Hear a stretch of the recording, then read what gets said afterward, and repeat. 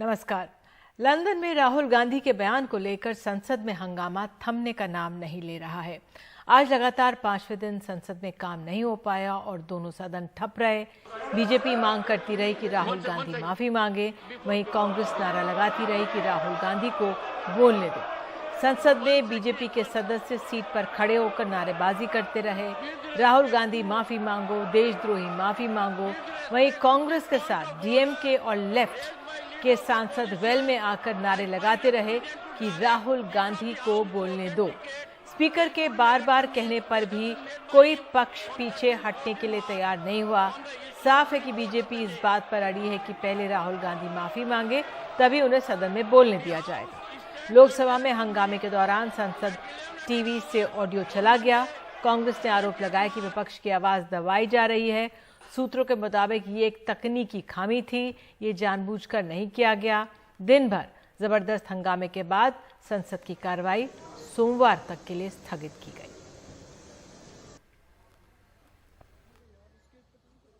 आप नहीं चलाना चाहते। सदन की कार्रवाई सोमवार दिनांक लोकसभा की कार्रवाई ही नारेबाजी और हंगामे के साथ शुरू हुई। बीजेपी के सदस्य सीट पर खड़े होकर नारेबाजी करते रहे, राहुल गांधी माफी मांगो, देशद्रोही माफी मांगो, राहुल गांधी सेम सेम।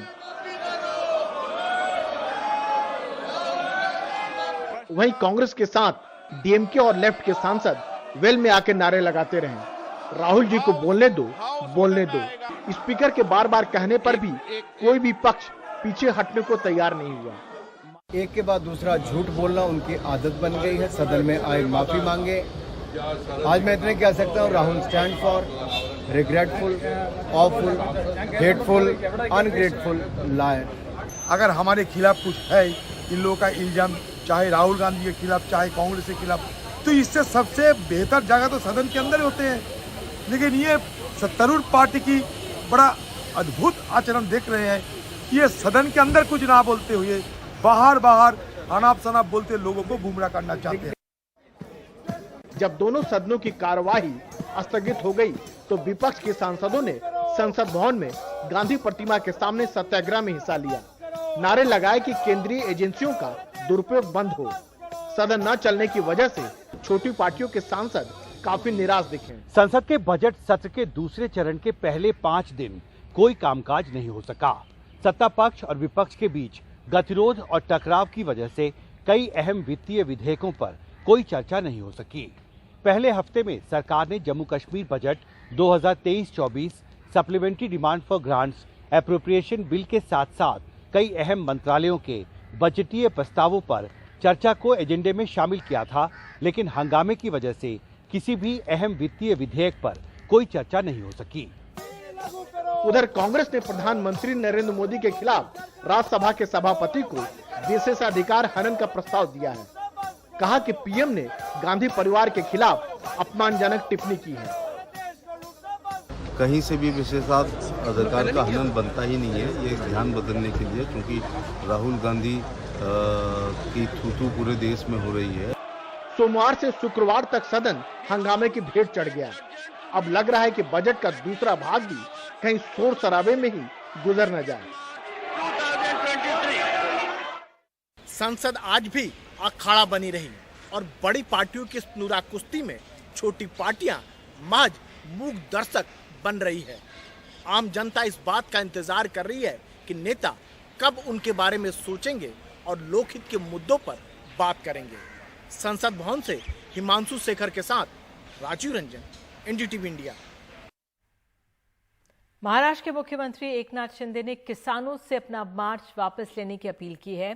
साथ ही उन्होंने कहा कि किसानों की मांगें मान ली जाएंगी। एकनाथ शिंदे ने कहा कि नासिक से जो ये आदिवासी किसान मार्च के नेताओं से चर्चा की है, जिसमें आदिवासी किसानों की सभी मांगों को लेकर एक कैबिनेट कमेटी का गठन किया गया है।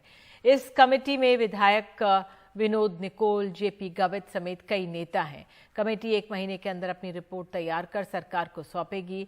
एकनाथ शिंदे ने यह भी ऐलान किया है कि प्याज के किसानों को 300 रुपए की जगह 350 रुपए प्रति क्विंटल की सब्सिडी दी जाएगी। अधिकारियों को यह आदेश तुरंत लागू करने के आदेश दिए गए हैं। तो ये जो आपको याद होगा, डिंडोरी से नासिक से होते हुए किसानों का ये मार्च चला था वाशन में रुक गया था। किसानों की एक अहम मांग प्याज को एमएसपी को लेकर भी है। दरअसल कई इलाकों में प्याज बहुत कम कौड़ियों के भाव में बिक रहा है, जिससे किसान बहुत परेशान हैं। हमारे सहयोगी सोहित मिश्रा लगातार इस पर जानकारी दे रहे हैं, वो हमारे साथ मौजूद हैं। सोहित, तो क्या माना जाए, सरकार ने जो ऐलान किया है और एक कैबिनेट कमेटी बना दी है, इसको किसान कैसे ले रहे हैं? जी देखिए, आश्वासन इससे पहले भी 2 बार किसानों को मिल चुके हैं। इससे पहले 2 बार नासिक से मुंबई किसान आए हैं। इसलिए इस बार उनका कहना है कि जब तक कोई ठोस चीज़ नहीं होती, यानी आज जैसे मुख्यमंत्री ने इसका ऐलान किया है, तो ये उम्मीद कर रहे हैं कि सोमवार तक एक जीआर जारी हो जाए। जीआर के जरिए गवर्नमेंट रेजोल्यूशन सामने लाए जिसमें ये वाकई पता चले। और यही आज मुख्यमंत्री एकनाथ शिंदे ने भी कहा। उन्होंने कहा कि किसान को ही आने वाले 1-2 दिन में समझ में आएगा कि ज़मीनी स्तर पर ये काम हो रहा है, क्योंकि इसके बिना तो ये किसान वापस नहीं जा रहे हैं। आज दिन भर में उनके साथ था। उनकी जो परेशानियां हैं, खासतौर पर जो आदिवासी किसानों की परेशानियां हैं, वो नई नहीं है। काफ़ी समय से परेशानी है जंगलों में, जहाँ पर वो पीढ़ियों से वहाँ पर खेती कर रहे हैं, लेकिन इसके बावजूद वो ज़मीन उनके नाम पर नहीं है। इसके लिए लगातार वो लड़ रहे हैं। प्याज के जो किसान हैं वो 350 से भी खुश नहीं हैं। फिलहाल वो 600 रुपये की कम से कम सब्सिडी की मांग कर रहे हैं। ऐसे में शायद किसान की कोशिश होगी और दबाव बनाने की कि और क्या कुछ निकाला जा सकता है। जिस जेपी गावित को उन्होंने कमेटी में लिया है, उन्हीं के नेतृत्व में ये पूरा मार्च चल रहा है।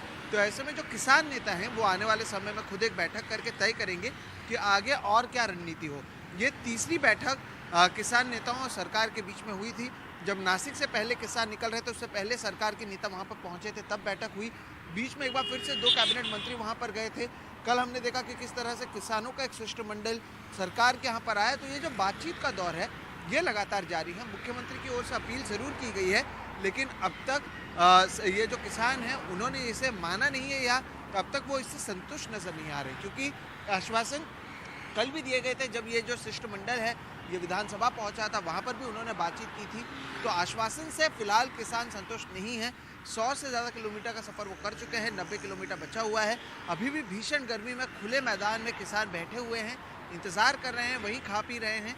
उनकी उम्मीद है कि और भी राहत उन्हें मिलेगी, और अगर नहीं मिलती है तो मुंबई की ओर कूच करेंगे।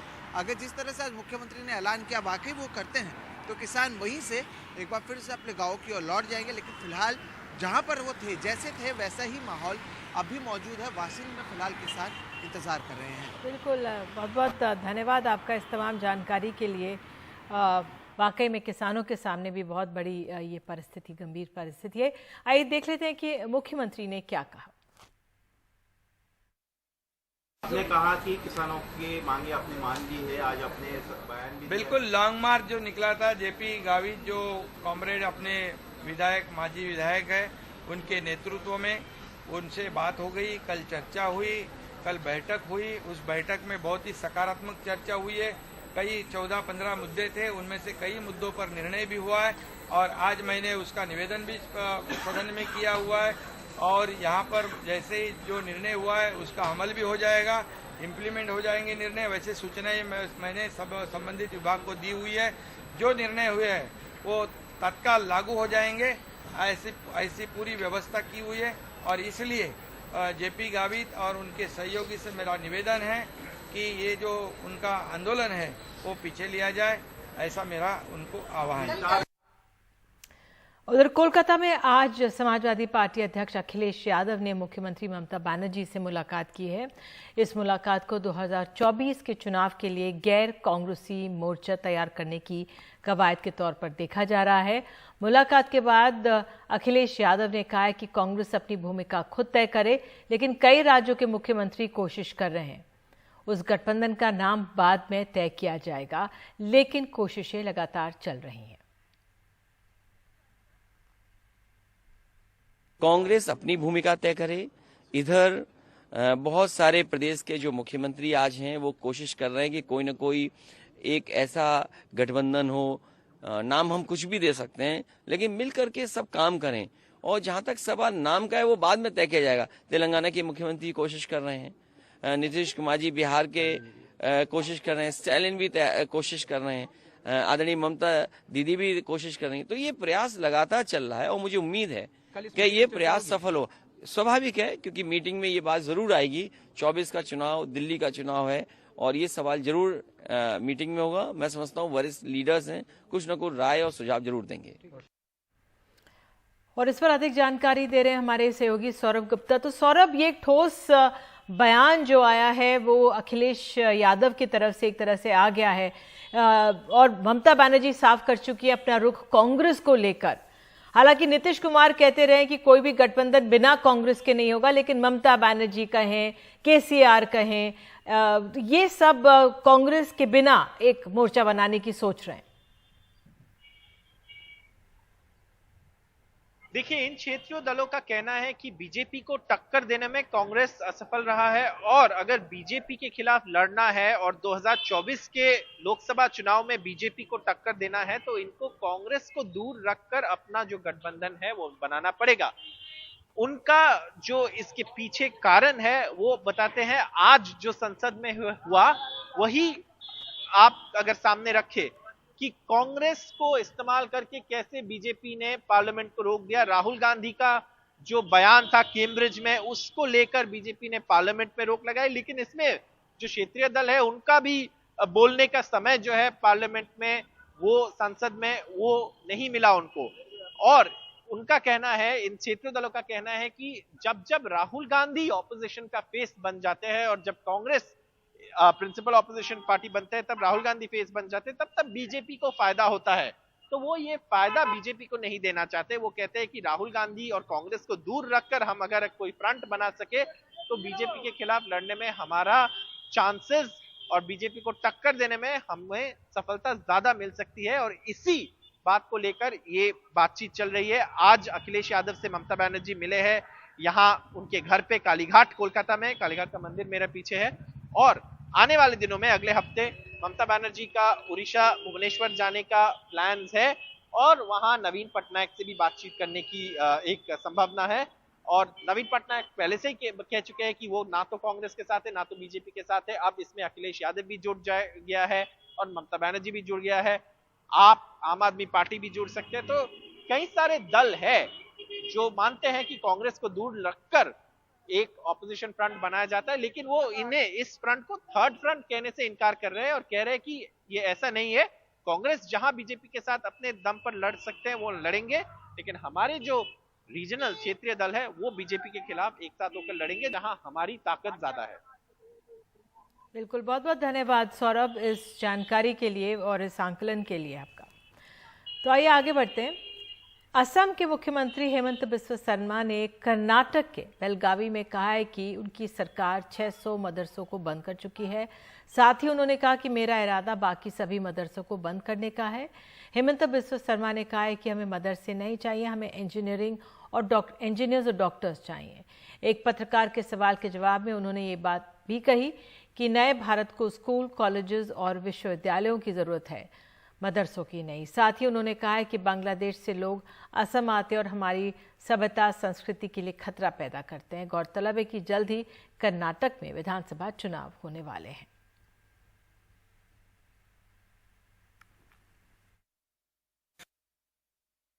थोड़ी दिन पहले एक टीवी में, दिल्ली में एक टीवी में मेरा इंटरव्यू हुआ था। टीवी का एंकर ने मुझको बोला कि आपने 600 मदरसा बंद कर दिया, आपका इरादा क्या है? मैं बोला भैया मैं अभी 600 मदरसा बंद किया हूं, लेकिन मेरा इरादा है सारे मदरसा बंद कर देने का, वो मेरा इरादा है। बोला आप ऐसा क्यों बोल सकता है? मैं बोला मैं जरूर बोल सकता हूं, कारण हमें मदरसा का जरूरत नहीं है, हमें डॉक्टर, इंजीनियर बनाना, स्कूल, कॉलेज और यूनिवर्सिटी का जरूरत है। ये नया भारत का मदरसा का जरूरत नहीं है, ये नया भारत को यूनिवर्सिटी, स्कूल, कॉलेज का जरूरत है। समाजवादी पार्टी के सांसद एसटी हसन ने कहा है कि मदरसों ने 1000 सालों तक भारत की शिक्षा में योगदान दिया है। मदरसों में न सिर्फ मुस्लिम शिक्षा बल्कि आधुनिक शिक्षा भी दी जाती है। देखिए, मदरसों ने 1000 साल से हिंदुस्तान में तालीम की खिदमत करी है और मदरसों के अंदर से इस्लामिक तालीमात ही नहीं बल्कि मॉडर्न भी तालीमात दी जाती हैं। एक तरफ असम के मुख्यमंत्री वी शुगला हैं और दूसरी तरफ प्रधानमंत्री ये कहते हैं कि हम चाहते हैं कि मुसलमानों के एक हाथ में कुरान हो और एक हाथ में कंप्यूटर हो। पहले वो तय करें कि उनकी पार्टी लाइन क्या है। उनको सिवाय एक दूसरे से लड़ाने के और हिंदुस्तान की दो बड़ी आबादियों के बीच में दरारें पैदा करने के अलावा दूसरा कोई काम नहीं है। उधर नेशनल कॉन्फ्रेंस के सांसद हसनैन मसूदी ने इस मामले को लेकर हेमंत बिस्वा शर्मा पर निशाना साधा। उन्होंने कहा कि शिक्षा के क्षेत्र में मदरसों के योगदान को शायद वो नहीं जानते। उन्होंने कहा कि आज़ादी से पहले और बाद में भी मदरसों ने साक्षरता में अहम योगदान दिया है। देखिए, वो शायद जानते नहीं कि मदरसों का क्या कंट्रीब्यूशन रहा है। जो भी आप देख रहे हैं लिटरेसी में, जो भी लेवल आप देख रहे हैं, उसमें कितना सिग्निफिकेंट, कितना महत्वपूर्ण कंट्रीब्यूशन रहा मदरसों का इखलाकियात में, दीनियात में।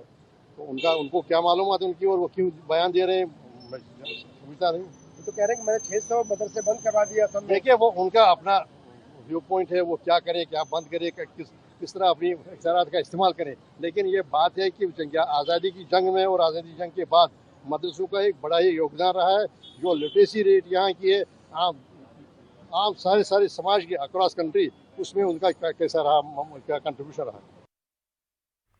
तो कर्नाटक के बीजेपी विधायक बसनगौड़ा पाटिल यत्नाल का बयान है कि अगर बीजेपी कर्नाटक में फिर से सत्ता में आई तो असम के मुख्यमंत्री की तरह हम भी कर्नाटक में मदरसे बंद कर देंगे।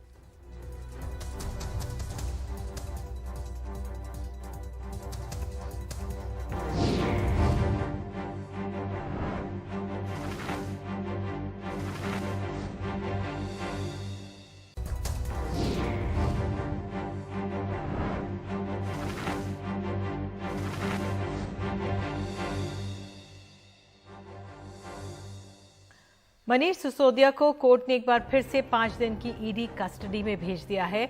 अदालत में ईडी ने दावा किया है कि उसकी जांच अहम मोड़ पर है, इसलिए मनीष सिसोदिया की और कस्टडी दी जाए। जबकि मनीष सिसोदिया के वकीलों ने कहा है कि इससे पहले भी 7 दिन में सिर्फ 11 घंटे की पूछताछ की गई है, ऐसे में और रिमांड की जरूरत नहीं।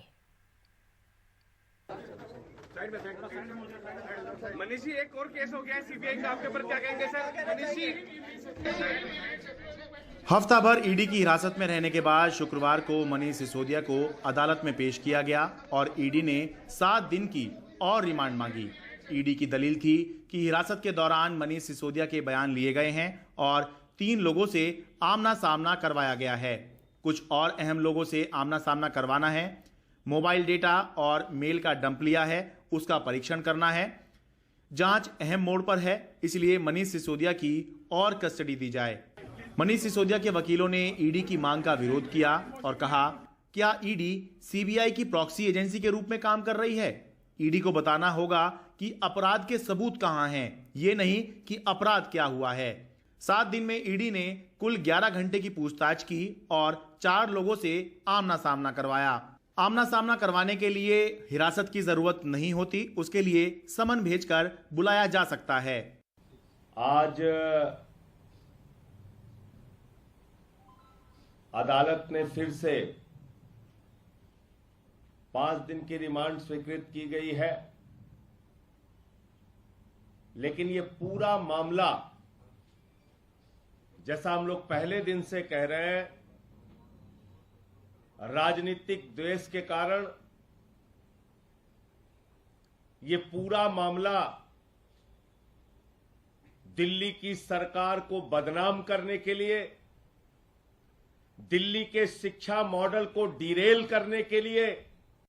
10 वर्ष के इतने कम अंतराल में पूरे भारत की राजनीति में किसी भी राजनीतिक दल के चाल, चिंतन, चेहरे, चरित्र में इतना बड़ा बदलाव नहीं आया होगा या इतना बड़ा अधःपतन नहीं दिखाई पड़ा होगा, जितना अपने को नई राजनीति के स्वयंभूत घोषक बनकर, यानी self proclaimed one and only champions of new politics बनकर जो पार्टी आई थी, उसने जितनी नए नए प्रकार के रंग रूप बदलते हुए अपने मूल्यों में परिवर्तन दिखाया है, ऐसा भारत की राजनीति में कभी देखने को नहीं मिला। दोनों पक्षों की दलील सुनने के बाद अदालत ने मनीष सिसोदिया को और 5 दिन के लिए ईडी रिमांड पर भेज दिया।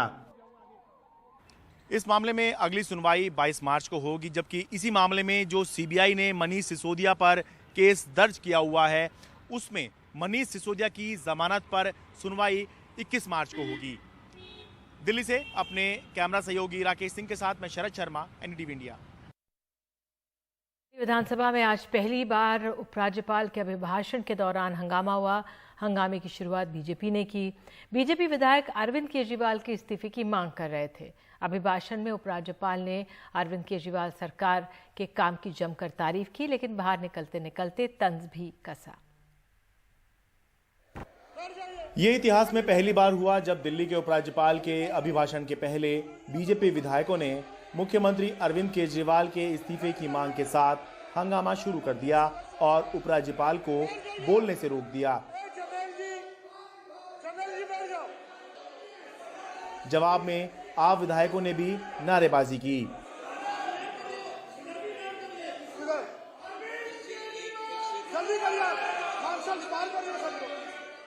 विधानसभा अध्यक्ष ने बीजेपी विधायकों को मार्शल आउट किया तो बीजेपी विधायकों ने विधानसभा परिसर में विरोध प्रदर्शन किया। यही नहीं, उपराज्यपाल की गाड़ी का घेराव भी किया। आम आदमी पार्टी के विधायकों ने हमारे राष्ट्रीय नेताओं के बारे में अभद्र टिप्पणी की, हमने उसका विरोध किया। परंपरा के मुताबिक उपराज्यपाल ने अपने अभिभाषण में दिल्ली की केजरीवाल सरकार के कामों की जमकर तारीफ की। सदन के अंदर उपराज्यपाल ने सरकार की तारीफ करने की परंपरा को जारी रखा तो सदन के बाहर स्वाभाविकता बरकरार रही। उपराज्यपाल ने केजरीवाल सरकार के साथ रिश्तों को लेकर तंज कसा। चाहूंगा, एक पेड़ ने बड़ी खूबसूरत बात कही है हवा के लिए, वो मैं यहाँ पर कहकर आपके सवाल का जवाब दे रहा हूँ कि रोज गिराती है पत्ते मेरे, फिर भी हवाओं से टूटते नहीं रिश्ते मेरे। उपराज्यपाल के तंज का मुख्यमंत्री अरविंद केजरीवाल ने कुछ इस तरह जवाब दिया।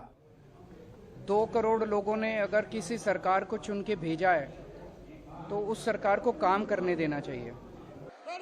विधानसभा में उपराज्यपाल के अभिभाषण के दौरान बीजेपी विधायकों के हंगामे का मामला विधानसभा की एथिक्स कमेटी को भेज दिया गया है।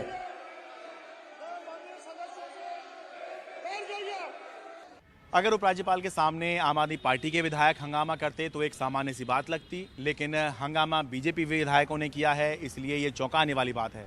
लेकिन क्योंकि ये चौंकाने वाली बात है इसलिए तो खबर है।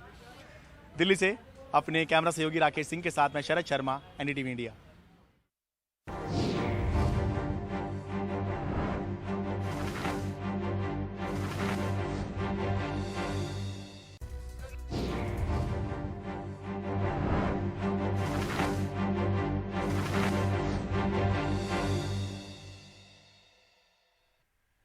दिग्गज आईटी कंपनी टीसीएस के मैनेजिंग डायरेक्टर और सीईओ राजेश गोपीनाथन ने इस्तीफा दे दिया है। उनका भी 4 साल का कार्यकाल बचा था। के कृतिवासन को नया सीईओ बनाया गया है। साफ तौर पर ये टीसीएस में बड़ा बदलाव है। ज्यादा जानकारी दे रही है हमारी सहयोगी साक्षी बजाज। मार्केट्स के लिए सुबह बहुत ही सरप्राइजिंग मूव था, लेकिन एक्सपर्ट्स का ये मानना है कि कंपनी के लिए ये सरप्राइज नहीं हो सकता है। ये एक सडन डिसीजन जो है वो नहीं हो सकती। याद रखिए, टीसीएस ने कंसोलिडेटेड रेवेन्यूज जो है $25 बिलियन के रिपोर्ट किए थे मार्च 2022 में। और ये याद रखिए कि ये एक डिसीजन जो आया है राजेश गोपीनाथ जी का, वो 22 साल उन्होंने सर्विस दी टीसीएस को, 2 डेकेड से भी ज़्यादा। और मैनेजिंग डायरेक्टर और सीईओ जो हैं वो पिछले 6 साल से थे और काफ़ी सक्सेसफुल माना जा रहा है एक्सपर्ट्स के अनुसार उनका ये जो पूरा स्टिंट था as managing director and CEO. Rajesh Gopinathan का ये जो रोल है अभी वो कंटिन्यू करेंगे सितंबर 2023 तक, 15 सितंबर 2023 तक, क्योंकि वो ऐसा मानना है कि वो ट्रांजिशन पीरियड जो होता है एक नए आउटगोइंग सीईओ का और एक इनकमिंग सीईओ का, उसमें वो काफ़ी मदद करेंगे कंपनी की। और जो बोर्ड है उन्होंने के कीर्तिवासन को ही सीईओ डेजिग्नेट जो है नॉमिनेट किया है। वो 16 मार्च 2023 से आएंगे बोर्ड पे और he will take over the role. एक तरह से वो इंचार्ज हो जाएंगे 16 मार्च 2023 से, और वो जो है ट्रांजिशन पीरियड में राजेश गोपीनाथ जी के साथ रहेंगे। तो ऐसा मानना है कि जो एक्सपर्ट्स का कि ये जो है मार्केट्स के लिए जो मॉर्निंग में है काफ़ी सरप्राइजिंग मूव था, लेकिन कंपनी को क्लियरली इतना सरप्राइज नहीं लगा। के कीर्तिवासन जो है, याद रखिए टीसीएस में banking, financial services and insurance business जो है उसमें इंचार्ज हैं इतने सालों से, और दोनों का ये मानना है कि देखिए हमें सारे स्टेक होल्डर्स के लिए, कस्टमर्स के लिए, एम्प्लॉयज़ के लिए ये जो ट्रांजिशन पीरियड है उसको काफ़ी स्मूथ रखना है। और उन्होंने ये भी कहा है कि देखिए ये इसमें कुछ ड्रामेटिक मत एक्सपेक्ट करिए। राजेश गोपीनाथन जो आउटगोइंग सीईओ है, उन्होंने ये कहा कि देखिए बिजनेस एज यूजुअल होएगा, आप लोग ये मत सोचिए कि हम कुछ भी एकदम ड्रामेटिक चेंज होगा, सब कुछ काफ़ी डिलीजेंटली जो है वो किया जाएगा ताकि सबके लिए ये जो ट्रांजिशन है काफ़ी स्मूथ रहे।